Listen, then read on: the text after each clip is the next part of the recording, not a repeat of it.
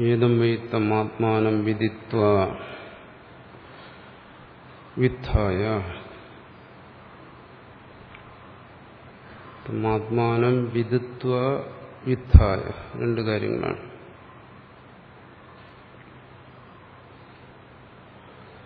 അറിഞ്ഞിട്ട് വിദ്ധായ ഉത്ഥാനം ചെയ്തു. വിദ്ധാനം എന്നുള്ളതുകൊണ്ട് ഉദ്ദേശിക്കുന്നത് സന്യാസം. അറിഞ്ഞിട്ട് കർമ്മങ്ങളെല്ലാം ത്യജിച്ചിട്ട് എന്നർത്ഥം. അധ ഭിക്ഷാചര്യം ചരന്തി. ഏതം വൈ തമാത്മാനം, ഈ ആത്മാവിനെ വിദിത്വ അറിഞ്ഞിട്ട് വിദ്ധായ ഉപേക്ഷിച്ച്. എന്തിനാ ഉപേക്ഷിക്കുന്നത്? ഏഷണാളെ. അത് വിശദീകരിക്കും. അധ ഭിക്ഷാചര്യം ചരന്തി. ഭിക്ഷാചര്യം ചരിക്കുന്നു. ഭിക്ഷാചര്യം ചരിക്കുന്നു. അപ്പൊ ഇത് സന്യാസത്തെക്കുറിച്ച് പറയുകയാണ്. അത് സ്പഷ്ടമാണ്. അവിടെ വിദിത്വ വിദ്ധായ എന്ന് രണ്ട് പറഞ്ഞിരിക്കുന്നു.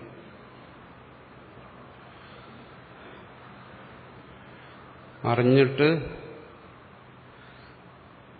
ത്യാഗം. വിധാനം ത്യാഗത്തെ സൂചിപ്പിക്കുകയാണ്. പിന്നെ ആ ത്യാഗിയുടെ ധർമ്മമാണ് ഭിക്ഷാചര്യം. അപ്പൊ ഇവിടെ ഒരാളെ കുറിച്ചാണ് പറയുന്നത്. വിദിത്വ വിദ്ധായ എന്ന ഒരു വ്യക്തിയെ കുറിച്ച് പറയണം. ആരാണ് അത് അറിയുന്നത്? അറിയുന്ന ആള് തന്നെ ഉപേക്ഷിക്കുന്നുമില്ല. അതേ ആള് തന്നെ ഭിക്ഷാചര്യം സന്യാസം ചരിക്കുന്നു എന്ന് പറഞ്ഞിരിക്കുന്നു. ത്വാന്തം എന്ന് പറയും. സാധാരണ ഇതുപയോഗിക്കുന്നതിന് ഒരു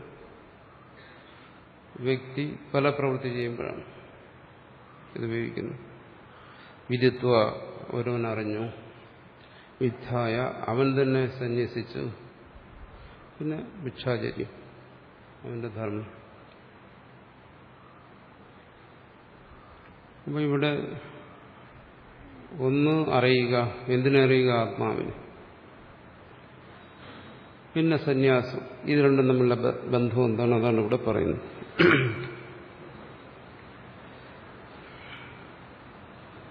ഇത് രണ്ടു തരത്തിൽ പറയാം. പൗർവാപര്യം യഥായോഗം ത്വാന്തയോ പദയോർദ്ദയോ. പൂർവം യതി വിദിത്വേതി തഥാ ദ്വേധാ പ്രകൽപ്പനം ജ്ഞാനസ്വഭാവാത് വിദ്ധാനം ജ്ഞേയവസ്തുപരോധത വിദ്ധാനെ ചോദനാപേക്ഷ ന അധികാരോപമർത്തത. രണ്ടു തരത്തിൽ ഇതിനെ മനസ്സിലാക്കാം. അറിഞ്ഞിട്ട് വിദ്ധാനം, വിദിത്വ വിദ്ധായ. അല്ലെങ്കിൽ ആദ്യം വിദ്ധാനം, ആദ്യം ത്യാഗം, രണ്ടാമത് അറിവ്. രണ്ടു തരത്തിലും എടുക്കാം. കാരണം സംസ്കൃത ഭാഷയിൽ പ്രത്യേകിച്ചും അങ്ങനെയാണ്. പദങ്ങളെ അന്വയിക്കുന്നത് മുമ്പിലോ പിറകിലോ എങ്ങനെയാണോ അന്വയിക്കുക, സൗകര്യം പോലെ. ഇവിടെ ആശയത്തിനാണ് പ്രാധാന്യം. എങ്ങനെ സന്യസിക്കുന്നത് അറിഞ്ഞിട്ടാണോ അതോ അറിയാൻ വേണ്ടിയാണോ? അതാണ് ചുരുക്കം ഇവിടുത്തെ ചർച്ച. അറിഞ്ഞിട്ടുള്ള സന്യാസം എന്ന് പറയുമ്പോൾ പറയുന്നു ജ്ഞാനസ്വഭാവാത് വിദ്ധാനം. ഇവിടെ എന്തിനെ അറിയുന്നു? സ്വസ്വരൂപത്തെ.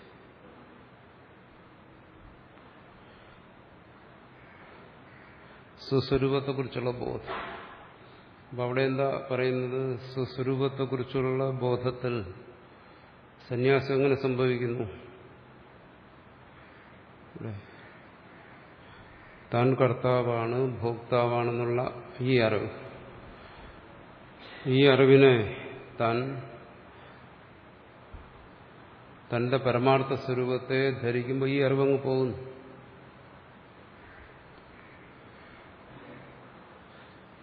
തന്റെ വാസ്തവ സ്വരൂപത്തെ ഗ്രഹിക്കുമ്പോൾ ഇതങ്ങ് പോകുന്നു.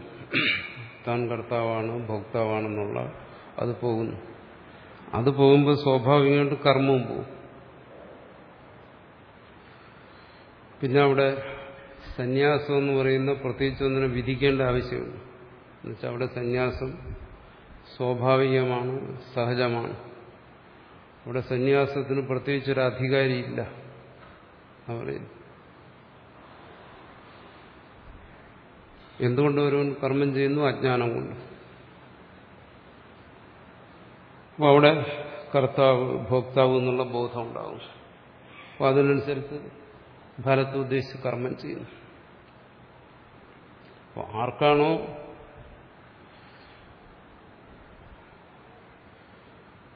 ഈ ബോധമുള്ളത് അവനിൽ കർത്തൃത്വ ഭോക്തൃത്വാദികളെല്ലാം പോകുന്നു. അത് പോയി കഴിഞ്ഞാൽ അതിന് സന്യാസം എന്താ? സ്വതസിദ്ധമാണ്. അതാണ് ജ്ഞാനത്തിന് ശേഷമുള്ള സന്യാസം. അതിന് വിദ്വത് സന്യാസം എന്ന് പറയുന്നു. അവിടെ കർത്തൃത്വ ഭോക്തൃത്വം ഇല്ലാത്തതുകൊണ്ട് കർമ്മം ഒഴിഞ്ഞേ പറ്റൂ. എങ്ങനെയുള്ള കർമ്മം? കർത്തൃത്വ ഭോക്തൃത്വ ബുദ്ധിയോടുകൂടി ചെയ്യേണ്ടി വരുന്ന കർമ്മങ്ങൾ. അതുകൊണ്ടാണ് ഇവിടെ കർമ്മം എന്ന് പറയുന്നതുകൊണ്ട് പ്രധാനമായിട്ടും വൈദിക കർമ്മങ്ങളെന്ന് പറയുന്നു. സ്വർഗത്തെ ഉദ്ദേശിച്ച് ചെയ്യുന്ന യാഗം, അതിന് ആ ചെയ്യുന്നവന് കർത്തൃത്വ ബുദ്ധി വേണം, ഭോക്തൃത്വ ബുദ്ധി വേണം. തന്റെ പരമാർത്ഥം ഇന്നതാണെന്നറിയുന്നവന്, തന്നിൽ ഇതൊന്നും ഇല്ല എന്നറിയുന്നവന് പിന്നെ എങ്ങനെയാ കർമ്മം ചെയ്യാൻ കഴിയുക? ആ ബുദ്ധി ഉള്ളതുകൊണ്ടാണല്ലോ അത് ചെയ്യുന്നത്. അപ്പോൾ സ്വാഭാവികമായിട്ടും അവനിൽ പിന്നെ കർമ്മമില്ല. കർത്തൃത്വ ഭോക്തൃത്വ ബുദ്ധിയോടുകൂടിയ ഒരു കർമ്മം പിന്നെ അവനിലില്ല. അപ്പോൾ ഇതാണ് മുഖ്യ സന്യാസം. അപ്പോൾ മുഖ്യ സന്യാസം ഇങ്ങനെ തത്വജ്ഞാനം കൊണ്ട് ആ ശ്രോതാവിൽ സംഭവിക്കുന്നതാണ് മുഖ്യ സന്യാസം. അവിടെ ചോദന അപേക്ഷയില്ല, പ്രത്യേകിച്ച് വിധിയുടെ ആവശ്യം വരുന്നില്ല. സന്യസിക്കൂ എന്ന് വിധിക്കേണ്ട ആവശ്യമില്ല. രണ്ടാമത് ചെയ്യാനൊന്നുമില്ലല്ലോ സന്യാസം എന്ന് പറഞ്ഞു. അതുകൊണ്ട് അവിടെ പറഞ്ഞു, ഗീതയിലും പറഞ്ഞു, ഇതെന്താണ്? ത്യാഗാർത്ഥമാണ്. എന്തെങ്കിലും ചെയ്യുക എന്നുള്ള അർത്ഥമല്ല. ഒഴിഞ്ഞു പോകുന്നു കർമ്മം, അവന് ഒഴിഞ്ഞു പോകുന്നു. ഇത് മുഖ്യ സന്യാസം. അത് ഇതിന്റെ തത്വബോധം കൊണ്ട് സംഭവിക്കുന്നു. ഇനി ഇതിനാണ് വിദ്വത് സന്യാസം എന്ന് പറയുന്നത്. അടുത്ത് പറയുന്നു, ശാബ്ദി വാ പ്രതിപത്തിസ്യ വ്യുത്ഥാനാദേഹി പ്രയോജിക വിദ്യർത്ഥോ ഹി ബാല്യാദി തതോ ഊർധ്വമപി ദൃശ്യത്തെ. ഇനി മറ്റൊന്നുണ്ട്, ശാബ്ദി പ്രതിപത്തി. എന്നുവെച്ചാൽ ശ്രവണത്തിൽ നിന്ന് ജ്ഞാനം ഉണ്ടാകുന്നു, സ്വസ്വരൂപത്തെക്കുറിച്ചുള്ള ജ്ഞാനം ഉണ്ടാകുന്നു. അപ്പോൾ ആ ജ്ഞാനത്തിൽ അയാൾ ദൃഢത ആഗ്രഹിക്കുന്നു, അല്ലെങ്കിൽ ആ ജ്ഞാനത്തിന്റെ ശുദ്ധി ആഗ്രഹിക്കുന്നു. ആ ജ്ഞാനത്തിന്റെ ശുദ്ധി ആഗ്രഹിക്കുമ്പോൾ അയാൾ ഈ കർമ്മത്തിന് പോയി കഴിഞ്ഞാൽ അത് ഈ താൻ അറിഞ്ഞ അറിവുമായിട്ട് വിരുദ്ധമാണ്. താൻ അറിഞ്ഞിരിക്കുന്ന എന്താണ്? താൻ നിത്യശുദ്ധ മുക്തസ്വരൂപനാണെന്നാണ് ശ്രുതിയിൽ നിന്ന് മനസ്സിലാക്കിയത്. താൻ ചെയ്യേണ്ടി വരുന്ന എന്താണ്? സ്വർഗത്തിന് വേണ്ടി കർമ്മം ചെയ്യുക. ഇത് രണ്ടും കൂടെ ശരിയാകത്തില്ല, പൊരുത്തപ്പെടുന്നില്ല. അപ്പോൾ തന്റെ അറിവ് ത്യാഗത്തിന്, സന്യാസത്തിന് കാരണമായി തീരുന്നു. അപ്പോൾ ഈ കർമ്മങ്ങൾ ഉപേക്ഷിക്കുന്നു. അത് രണ്ടാമത്തെ സന്യാസം. അപ്പോൾ അവിടെ ബോധം ഉണ്ടായി, പക്ഷെ മുമ്പ് പറഞ്ഞതുപോലെ ഉള്ള ബോധമല്ല, ശുദ്ധമായ ബോധമല്ല, അല്ലെങ്കിൽ ദൃഢമായ ബോധമല്ല. അതിലൂടെ പറയുന്നു ശാബ്ദി പ്രതിപത്തി, ശബ്ദജ്ഞാനം. തനിക്കുണ്ടായ ബോധത്തിൽ തനിക്ക് തന്നെ സ്ഥിരതയില്ല. പക്ഷേ അയാൾക്കറിയാം കർമ്മങ്ങൾ ഇതിന് തടസ്സമാണ്. അതുമാത്രമല്ല, ഒന്ന് കർമ്മങ്ങൾ തടസ്സം, കർമ്മത്തെ സംബന്ധിക്കുന്നുള്ള അറിവും സ്വസ്വരൂപത്തെ സംബന്ധിക്കുന്നുള്ള അറിവും പരസ്പര വിരുദ്ധമായ കാര്യങ്ങളാണ്. അപ്പോൾ തന്നെക്കുറിച്ചുള്ള അറിവ് വെച്ചുകൊണ്ട് ഈ കർമ്മങ്ങൾ ചെയ്യാൻ ഒക്കത്തില്ല. ഇവിടെ മുഖ്യമായി ഉദ്ദേശിക്കുന്നു വൈദിക കർമ്മങ്ങളാണ്. അപ്പോൾ എന്ത് ചെയ്യുന്നു? അതിനെ ഉപേക്ഷിക്കുന്നു. ഉപേക്ഷിച്ചിട്ട് ഈ അറിവ്, അതിനെ ഇവിടെ പറയും. അടുത്ത് പാണ്ഡിത്യം, ബാല്യം, മൗനം എന്നിങ്ങനെ വിധിക്കും. ഇവിടെ ശ്രവണം, മനനം, നിധ്യാസനം മൂന്നിനാണ് ഇവിടെ പറഞ്ഞിരിക്കുന്നത്. പാണ്ഡിത്യം, ബാല്യം, മൗനം. ഈ ശ്രവണ മനന നിധ്യാസനത്തിൽ ഒരാൾക്ക് നിഷ്ഠ വേണം. കാരണം അവിടെ അയാൾക്ക് ശുദ്ധമായ ജ്ഞാനം വേണം. എന്നിട്ട് ആ സന്യാസം സഹജമായി സംഭവിക്കുന്നു. അതുകൊണ്ട് ഇവിടെ ആദ്യം അയാൾ ബലാത് ഉപേക്ഷിക്കുന്നു, വേണ്ടാന്ന് വയ്ക്കുന്നു. അപ്പോൾ അതിനവിടെ വിധിയെ ആശ്രയിക്കുന്നു, വിധിപ്രകാരം കർമ്മത്തെ ആശ്രയിക്കുന്നു. ഇവിടെ ഭാഷ്യകാരൻ പറയും ദാര സംഗ്രഹം അകർത്തുക, അയാൾ ഗൃഹസ്ഥാശ്രമം സ്വീകരിക്കാതെ തന്നെ ബ്രഹ്മചര്യത്തിൽ നിന്ന് തന്നെ സന്യസിക്കുന്നു. അല്ല ഇനി ഒരാൾ ബ്രഹ്മചര്യത്തിൽ നിന്ന് ഗൃഹസ്ഥ ആശ്രമത്തെ സ്വീകരിച്ചു എന്ന് തന്നെ ആയിരിക്കട്ടെ, അവിടെ അയാൾക്ക് ഈ ബോധം ഉണ്ടാകും. അവിടെയാണ് അയാൾക്ക് ബോധം ഉണ്ടായത്. വേദാധ്യയനം ചെയ്തു, വിചാരം ചെയ്തു, തന്റെ സ്വരൂപം ഇന്നതാണ്, ഈ കർമ്മങ്ങളൊന്നും തനിക്ക് ചേരുന്നതല്ല എന്ന് മനസ്സിലാക്കി അയാൾ അവിടെ ഉപേക്ഷിക്കും.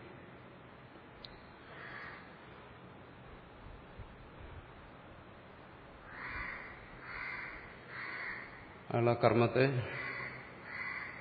ഉപേക്ഷിക്കുന്നു. ഉപേക്ഷിച്ചിട്ട് പിന്നീട് ശ്രവണ മനനത്തിൽ അയാൾ മുഴുകുന്നു.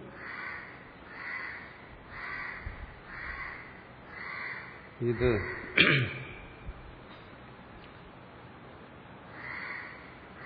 വിവിധിഷ സന്യാസം എന്ന് പറയുന്നു. അപ്പൊ ഇവിടെ എന്താണ്? വിദ്ധായ വിദിത്വാന്ന് തിരിച്ചെടുക്കുന്നു. സന്യസിച്ചിട്ട് അറിയുന്നു, അറിഞ്ഞിട്ട് ഭിക്ഷാചര്യം. ഇത് വിവിധിഷ സന്യാസത്തെക്കുറിച്ച് ഇവിടെ വിധിയുണ്ട്. കാരണം പറയുന്നു,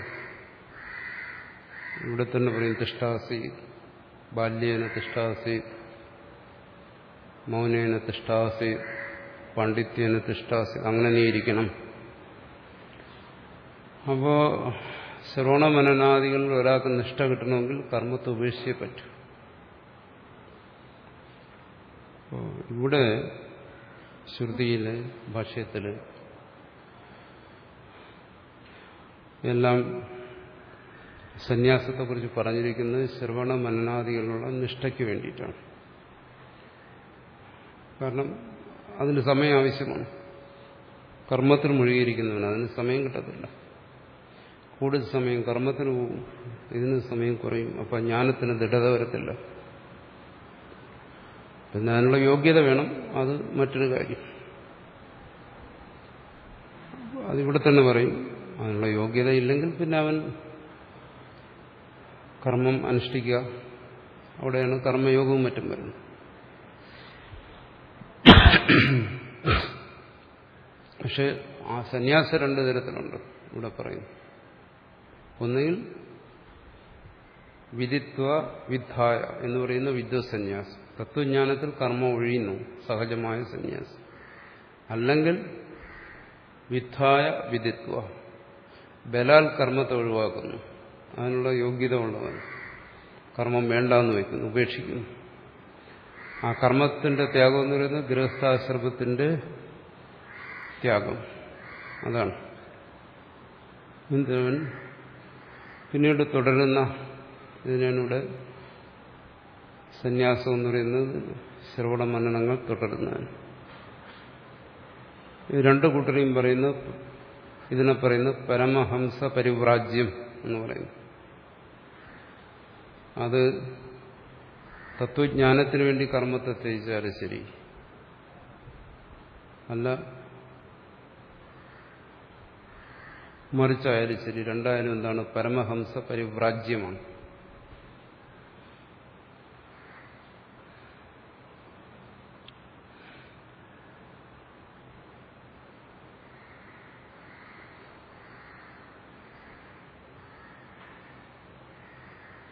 വിദ്ധായാത വിദിത്വേദി പൂർവാപരി യഥേഷ്യതേ വിദ്ധാന സാധന വിദ്യം അർത്ഥോ ഭവേത്. അപ്പോൾ ഇങ്ങനെ പൂർവാപരത്തെ സ്വീകരിക്കുകയാണെങ്കിൽ ആദ്യം വിദ്ധാനം, രണ്ടാമത് അറിവ്, ആദ്യം സന്യാസം, രണ്ടാമത് അറിവ്, അങ്ങനെ എടുത്തു കഴിഞ്ഞാൽ സന്യാസം എന്ന് പറയുന്നത് വിദ്യയ്ക്ക് സാധനമാകും. തത്വജ്ഞാനത്തിന് സന്യാസമാണ് സാധന. അപ്പോൾ അവിടെ സന്യാസം എന്ന് പറയുന്നത് സാധനാരൂപത്തിലുള്ള സന്യാസം. അവിടെ സന്യാസത്തിന് എന്തൊക്കെ നിഷ്ഠകൾ, നിയമങ്ങളുണ്ടോ ആ യമനിയമാദി ആ നിയമങ്ങളോടുകൂടി സന്യാസവൃത്തിയിൽ തുടർന്നുകൊണ്ട് അയാൾ ചെയ്യേണ്ടത് ശ്രവണ മനനാദി കാര്യങ്ങൾ. അതാണ് ഇവിടെ ആചാര്യൻ പറയുന്നത്. അങ്ങനെ വന്നു കഴിഞ്ഞാൽ ഈ പറയുന്ന തത്വജ്ഞാനത്തിന് അതിന് ഈ സന്യാസം ഒരു സാധനയായി മാറും. മറ്റു സന്യാസം എന്ന് പറയുന്ന സിദ്ധിയാണ്, അത് സാധന. ആ സന്യാസം എന്ന് പറയുന്നത് തത്വജ്ഞാന സ്വരൂപം തന്നെയാണ്. അവിടെ തത്വജ്ഞാനം സന്യാസം ഒന്ന് വേർതിരിക്കാൻ വയ്യ. ഇത് രണ്ടു തരത്തിലും ഇവിടെ പറയുന്നു. ഇത് രണ്ടുമല്ലാതെ മൂന്നാമതൊരു സന്യാസത്തെ ഇവിടെ അംഗീകരിക്കുന്നില്ല, ആചാര്യൻ അംഗീകരിക്കുന്നില്ല.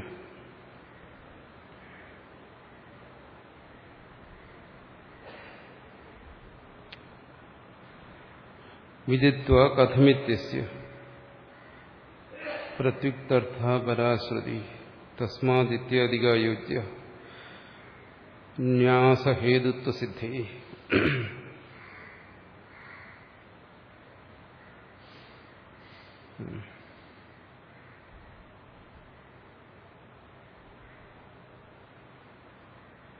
അപ്പോൾ ഇവിടെ പറയുന്ന ആ തത്വബോധപര്യന്തം സന്യാസത്തെ വിധിച്ചിരിക്കുകയാണ്. ഇപ്പോൾ സന്യാസം എന്ന് പറയുന്ന ഒരാളുടെ വൃത്തിയാണ്, അനുഷ്ഠാനമാണ്. അത് അറിയുന്നതിന് വേണ്ടിയുള്ള സന്യാസം ആയതുകൊണ്ട് അതിന് വിവിധിഷ സന്യാസം എന്ന് പറയുന്നു. അത് ശാസ്ത്രസമ്മതമായ കാര്യമാണ്. അപ്പം ഇവിടെ ശരിക്കും പഴയ രീതി അനുസരിച്ച് പറയണം, ഇന്നത്തെ രീതി അനുസരിച്ചല്ല. ഇന്ന് അതിനൊക്കെ കാലം കൊണ്ട് മാറ്റം വന്നിട്ടുണ്ട്. ഭാഷ്യകാരന്റെ അല്ലെങ്കിൽ വൈദിക ധർമ്മവ്യവസ്ഥ അനുസരിച്ച് പറയുകയാണെങ്കിൽ ഒന്നുകിൽ തത്വജ്ഞാനത്തിന് വേണ്ടി സന്യാസം സ്വീകരിക്കും. ഇത് അദ്വൈതികളെ സംബന്ധിച്ച്. അപ്പോൾ അവിടെ കർമ്മത്തെ ത്യജിക്കുന്നു, പാടെ ത്യജിക്കുന്നു. പിന്നെ അയാളെ സംബന്ധിച്ച് അയാളുടെ അനുഷ്ഠാനം എന്ന് പറയുന്നത് ശ്രവണ മനന നിധ്യാസം. അവിടെയും ഭിക്ഷാചര്യമാണ് അയാൾ സ്വീകരിക്കുന്നത് ശരീരധാരണത്തിന് വേണ്ടി. ഇവിടെ പറയും ശ്രവണാദികൾ അനുഷ്ഠിക്കുന്നതിന് ശരീരസ്ഥിതി അത്യന്താപേക്ഷിതമാണ്. അപ്പം ഭക്ഷണം തുടങ്ങിയ കാര്യങ്ങൾ വേണം. അത് ഭിക്ഷാന്നം ഇവിടെ സ്വീകരിക്കുക. അന്നത്തെ കാലമാണ്. അപ്പോൾ അവിടെ സന്യാസവും ഭിക്ഷാനും ശ്രവണമനന ഇത്രയേ ഉള്ളൂ. ഇതൊന്ന്. ഇനി മറ്റൊന്ന്, അങ്ങനെ അയാൾ ആ വ്യക്തി തന്നെ എടുക്കുക. അങ്ങനെ അയാൾ സന്യാസം സ്വീകരിച്ചുകൊണ്ട്, നമ്മൾ പറയില്ലേ സന്യാസം സ്വീകരിച്ചു, അങ്ങനെ സന്യാസം സ്വീകരിച്ച് ഭിക്ഷാടനത്തിൽ ശരീരത്തെ നിലനിർത്തി ശ്രവണ മനനാദികൾ ചെയ്ത് അയാൾ തത്വബോധം ഉറച്ചു കഴിഞ്ഞാൽ ആ തത്വബോധത്തിൽ അയാൾ പിന്നീട് സന്യാസം സ്വതസിദ്ധമായി. മുമ്പ് തന്നെ അയാൾ ഉപേക്ഷിച്ചിരിക്കുകയാണ്. അയാൾ തത്വനിഷ്ഠയിലിരിക്കുന്നു. ഇത് രണ്ടാമത്തെ വിദ്വത്സന്യാസം എന്ന് പറയുന്നത്. അവിടെ അയാൾ പ്രത്യേകിച്ച് കർമ്മം ത്യജിക്കുന്നുണ്ട്. അപ്പോൾ അത് സന്യാസത്തിന്റെ പൂർണ്ണതയെന്നോ അല്ലെങ്കിൽ ജ്ഞാനത്തിന്റെ പൂർണ്ണതയെന്നോ പറയാം, രണ്ടും ഒന്ന് തന്നെ. ഇനി ഒരാൾക്ക് ഈ ജ്ഞാനം ഉണ്ടായി, ഈ ശ്രവണത്തിൽ നിന്ന് ഇങ്ങനെ വേദാധ്യയനത്തിൽ നിന്ന് തന്നെ ഇവിടെ പറഞ്ഞ ആപാതജ്ഞാനം, ആ ജ്ഞാനം ഉണ്ടായി. പക്ഷെ അയാൾക്ക് കർമ്മത്തെ ത്യജിക്കാൻ കഴിയുന്നില്ല. കർമ്മത്തെ ത്യജിക്കുന്നതിന് കഴിയുന്നില്ല. കാരണം എന്തുകൊണ്ട്? ഈ ഏഷണങ്ങളിൽ നിന്ന് അയാൾക്ക് മോചനം കിട്ടുന്നു. അങ്ങനെ വരുന്നയാള് ഗൃഹസ്ഥാശ്രമം സ്വീകരിക്കുന്നു.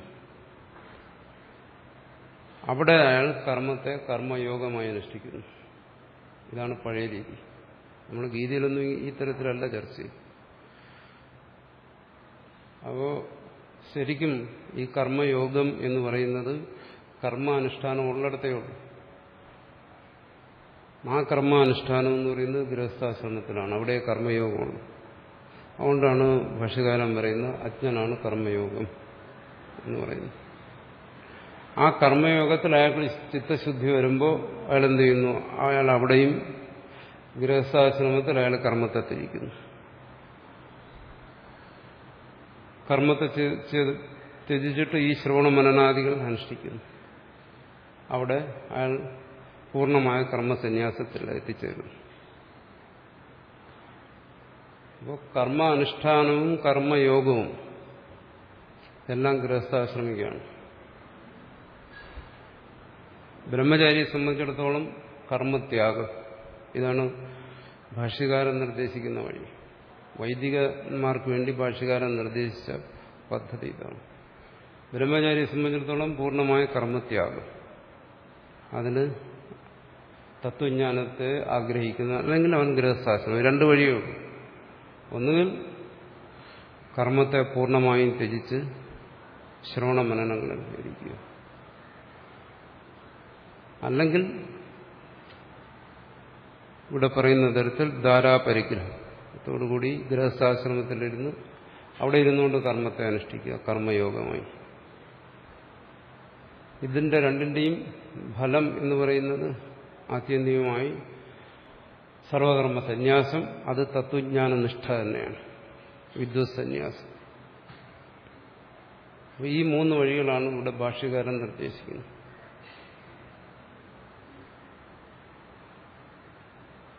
പിന്നെ ബ്രഹ്മചാരി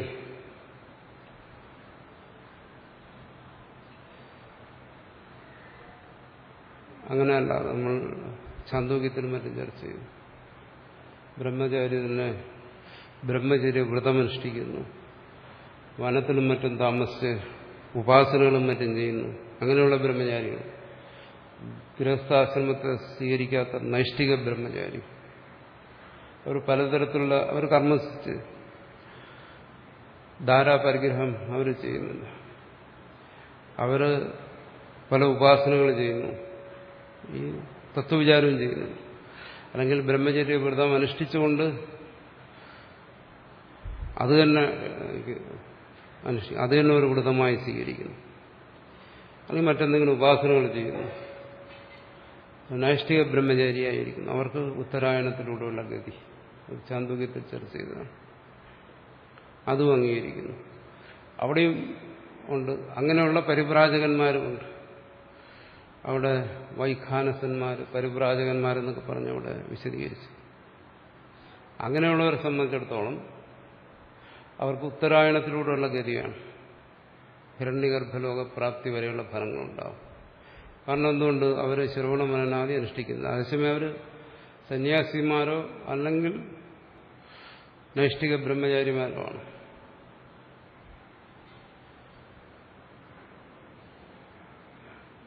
അങ്ങനെയുള്ളവരെ സംബന്ധിച്ചു അത് നൈഷ്ഠിക ബ്രഹ്മചാരിയെ കുറിച്ച് പറഞ്ഞു. ഗുരുകുലത്തിൽ തന്നെ കഴിഞ്ഞ് ജീവിതാവസാനം വരെ ഗുരുകുലത്തിൽ തന്നെ കഴിയുന്നു. അപ്പോൾ അയാള് ഗുരുകുലം വിട്ടുപോകുന്നില്ല, എന്നുവെച്ചാൽ സന്യാസധർമ്മത്തെ വിശേഷിച്ച് സ്വീകരിക്കുന്നില്ല. അപ്പോൾ അവിടെ താമസിച്ചുകൊണ്ട് അയാൾ ഒന്നുകിൽ ആ വ്രതത്തെ പരിപാലിക്കുന്നു, അല്ലെങ്കിൽ എന്തെങ്കിലും ഉപാസനയെ സ്വീകരിക്കുന്നു. അവർക്ക് ഉത്തരായണത്തിലൂടെയുള്ള ഗതിയാണ്. ഇനി സന്യാസം തന്നെ ഒരാൾ സ്വീകരിക്കുന്നു എന്ന് വെച്ചാൽ കർമ്മത്തെ ത്യജിക്കുന്നു, എന്നാൽ അയാൾ ഉപാസനയിലാണ്. അങ്ങനെയുള്ളവർക്ക് ഉത്തരായണത്തിലൂടെ ഗതി. ഇവിടെ പറയുന്നത് പരമഹംസ പരിവ്രാജം എന്ന് പറയുന്നു. അവരെന്ത് ചെയ്യുന്നു? കർമ്മത്തെ ത്യജിക്കുക മാത്രമല്ല, ധാരാപരിഗ്രഹത്തെ ഒഴിവാക്കുക മാത്രമല്ല, അവർ ഈ ശ്രവണമനന നിധ്യാസനങ്ങൾ അനുഷ്ഠിക്കുന്നു. അവർക്ക് തത്വജ്ഞാനവും സർവകർമ്മസന്യാസവും. ഇതാണ് ഭാഷ്യകാരൻ പറയുന്ന രീതി.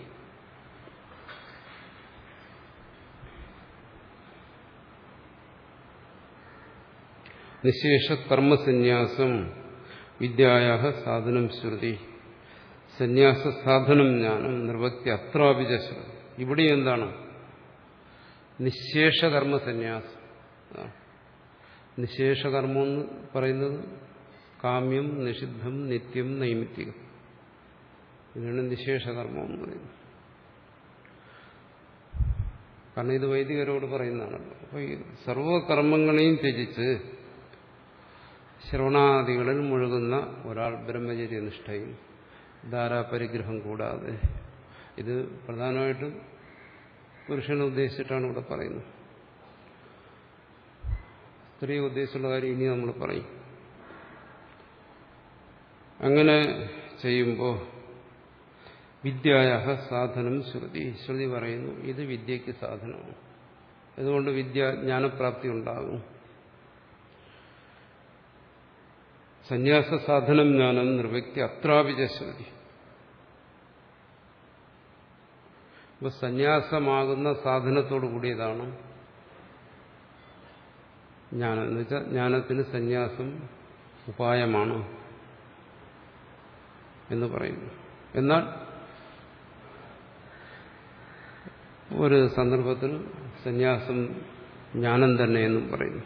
അതുകൊണ്ട് സാധാരണ ഒരു തെറ്റിദ്ധാരണ, അത് ഒരാൾക്ക് ആ തത്വബോധം കൂടാതെ സന്യസിക്കാമോ, അത് സന്യാസം സാധ്യമാകുമോ എന്നും മറ്റും ചോദിക്കും. ഇവിടെ പറയുന്നത് ആ സന്യാസത്തിന്, സർവകർമ്മ സന്യാസത്തിന് ആപാതജ്ഞാനമാണ്. അവിടെ സന്യാസം പൂർണ്ണമാകത്തില്ല, വേണ്ട. ബാഹ്യമായുള്ള ത്യാഗം അവിടെ സംഭവിച്ചു കഴിഞ്ഞു. ആന്തരികമായ ത്യാഗം ജ്ഞാനത്തിന്റെ നിഷ്ഠയിൽ സംഭവിച്ചോളൂ. അതുകൊണ്ട് അവിടെ സന്യാസിക്ക് വ്യാപലാതിയൊന്നുമില്ല. തന്റെ സന്യാസം ശരിയാണോ തെറ്റാണോ എന്നുള്ള, പക്ഷെ അവിടെ സർവകർമ്മ സന്യാസം സംഭവിച്ചിരിക്കുന്നു. അപ്പോൾ അവിടെ ഒരു ചോദ്യം വരും, അങ്ങനെ സന്യാസം സർവകർമ്മങ്ങളെയും സന്യസിച്ചു, അങ്ങനെ സന്യസിക്കുന്നവന് ലൗകികമായ കർമ്മങ്ങൾ വേണ്ടേ? ഇന്ന് ലൗകികമായ കർമ്മം എന്ന് പറയുന്നത് സാറിന് എന്തിനു വേണ്ടിയാണ് ചെയ്യുന്നത്? ഇവിടെ ഈ ത്യാഗത്തോടുകൂടി സന്യസിക്കുന്നവന് മറ്റ് കാമനകളൊന്നുമില്ല. ലോകപൂജ അവൻ ആഗ്രഹിക്കുന്നില്ല, അല്ലെങ്കിൽ മറ്റൊന്നും അവൻ ആഗ്രഹിക്കുന്നില്ല. പക്ഷെ ഒന്ന് വേണമല്ലോ, ശരീരസ്ഥിതി. അപ്പോൾ ശരീരം നിലനിർത്തുന്നതിന് വേണ്ടി എന്ത് ചെയ്യണം? അപ്പോൾ എന്തെങ്കിലും പ്രവൃത്തി ചെയ്യണ്ടേ എന്ന് ചോദിക്കും. അതിനു വേണ്ടിയിട്ടാണ് അന്ന് പറഞ്ഞത് ശരീരം നിലനിർത്തുന്നതിന് വേണ്ടി ഭിക്ഷാടനം എന്ന് പറഞ്ഞു. അതുകൊണ്ടാണ് നമ്മൾ പറയാറുള്ളത് ഈ സന്യാസം ഇന്ന് സാധ്യമല്ല എന്ന് പറയുന്നു. ഇന്ന് ശരീരസ്ഥിതിക്ക് വേണ്ടി പ്രവർത്തിച്ചാലേ പറ്റും. പിന്നെ വേറൊന്നുകൂടെ ഉണ്ട്. ഇന്ന് സന്യാസം എന്ന് പറയുമ്പോൾ നമ്മളതിനെ ആശ്രമ ജീവിതം ആയിട്ടാണ് കാണുന്നത്. ഒരാശ്രമത്തിൽ ചെന്ന് താമസിച്ച് സന്യാസം, അതാണ് ഇന്ന് കാണുന്നത്. അന്ന് ഇതെഴുതുന്ന കാലത്ത് ആശ്രമമില്ല, സന്യാസധർമ്മം തന്നെ ആശ്രമം. അതിനാണ് ആശ്രമ സന്യാസം എന്ന് പറയുന്നത്. അല്ലാതെ ഒരു വീട്ടിന്റെ അകത്തുള്ള സന്യാസമല്ല. ഒരു വീട് കെട്ടിയിട്ട് അതിന് ആശ്രമം എന്ന് പേരിട്ടിട്ട് അതിന്റെ അകത്തിരുന്നുള്ള സന്യാസമല്ല. അന്ന് സന്യാസിയുടെ ആശ്രമം എന്ന് പറയുന്നത് എന്താ? സന്യാസാശ്രമം തന്നെ, സന്യാസധർമ്മം തന്നെ. എന്താണത്? ശ്രവണ മനനാദികൾ ചെയ്യുക, ഭിക്ഷാടനം, ഇതിൽ ശരീരം നിലനിർത്തുക. ഇന്നത് സാധ്യമല്ല. അത് സാധ്യമല്ലാതെ മാറി വന്നപ്പോഴാണ് പിന്നെ ഈ ഇന്നത്തെ ആശ്രമ സന്യാസം. അന്നത്തെ ആശ്രമ സന്യാസമല്ല, ഇന്നത്തെ ആശ്രമ സന്യാസം.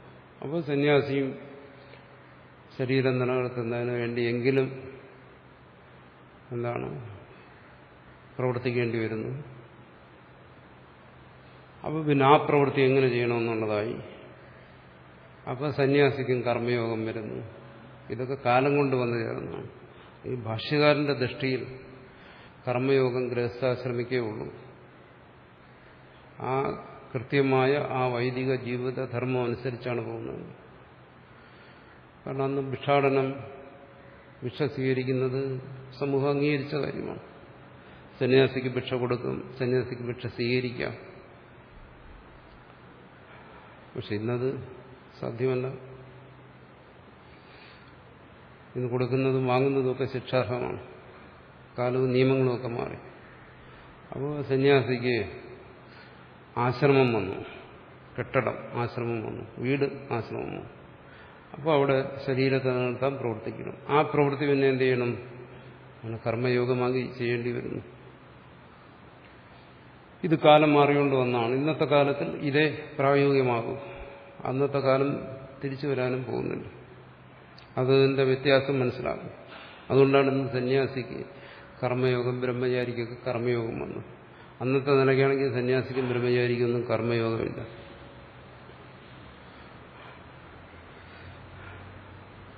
അപ്പോൾ ഇന്നും അതുപോലെ ഭിക്ഷാന്നം അത് സാധ്യമല്ല. ഇന്നത്തെ സ്മൃതികൾ അതിനെ അനുകൂലിക്കുന്നില്ല. അന്നത്തെ സ്മൃതികളിലെല്ലാം അതാ പറഞ്ഞിരിക്കുന്നത്, സന്യാസിക്ക് ഭിക്ഷ കൊടുക്കണം, സന്യാസി ഭിക്ഷ കൊടുക്കണം. ഇന്ന് രാജാക്കന്മാരാണ് ഭരിച്ചിരുന്നത്, അവരത് അനുവദിച്ചിരുന്നു. സന്യാസിക്ക് ഭിക്ഷ സ്വീകരിക്കാം, സന്യാസിക്ക് കൊടുക്കാം. ഇന്നത്തെ രാജാക്കന്മാർ അതനുവദിക്കില്ല, പിടിച്ച് ജയിലിടും. പിന്നെ അവിടെ ഗോതമ്പുണ്ട ഭിക്ഷ എന്ന് പറഞ്ഞ് കഴിക്കേണ്ടി വരും. ഭിക്ഷയാകത്തില്ല.